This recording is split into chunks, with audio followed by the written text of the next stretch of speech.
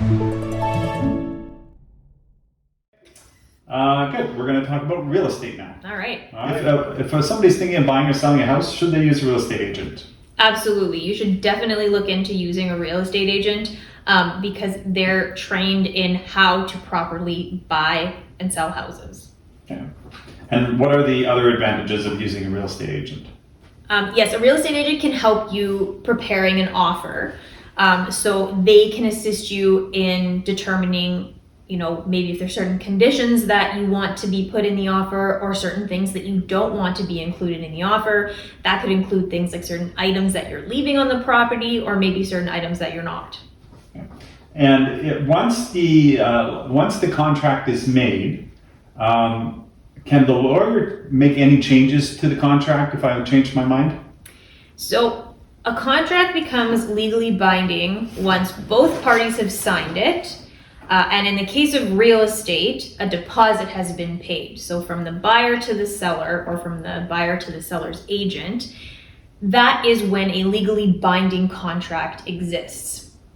That means that a lawyer reviewing an offer at that point can't officially make any changes. If anyone wants changes to be made, both the buyer and the seller have to agree to that change being made. One side cannot make a change on their own. What is a property disclosure form? People will have heard of a property disclosure statement and think that it's kind of one and the same with the offer. It is a separate document from the offer, and it asks certain questions about the property that a seller can answer based on their actual knowledge at that time and to the best of their recollection of those events. If a seller does choose to provide a property disclosure statement, while their answers are required to be true, those answers do not equal promises that they're making about the property. When a property disclosure statement is made, who does it benefit? A property disclosure statement always benefits the buyer. In the event something that a seller stated in the property disclosure statement can be proven that they were lying, then a buyer would have the ability to use that in court if they needed to go after the seller.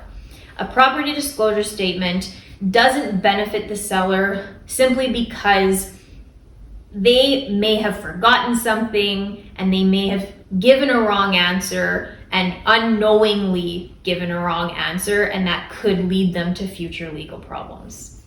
What's the lawyer's job versus the real estate agent's job in when somebody's buying or selling a house?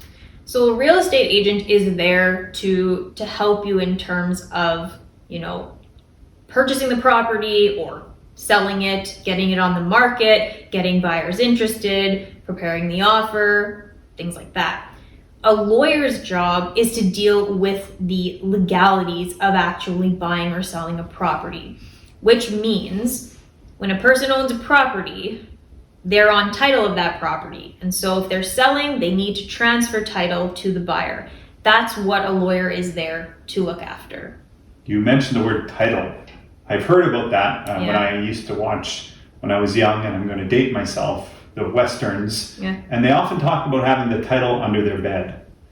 Is that where you keep your title? So title is a little bit different in 2023 than it used to be, years and years ago. A title is just a document, like a regular sized paper, that proves who the legal owners are. It will show registered owners and it will have that person or those people's names, and that shows they are the legal owners of that particular property. Where do I keep my title? So you don't actually keep your title in Manitoba. You can get a copy of your title, which is known as a status of title, and that just shows you the information, but the actual title is held by the property registry in Manitoba. If I'm a buyer, when should I get a mortgage?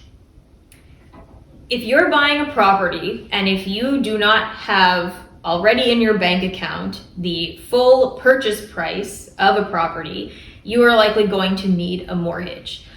So before you ever sign an offer, you should have a conversation with someone at your bank or credit union to determine first if you need a mortgage, and second, what amount of a mortgage you will actually be able to get. And what additional costs should I consider if I'm buying a house?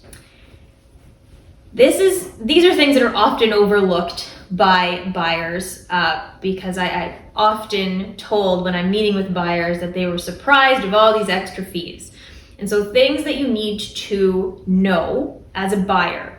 In Manitoba, anyone who acquires real property has to pay land transfer tax. This is a tax that's imposed by the government of Manitoba, and it's just required. We can't say no to it.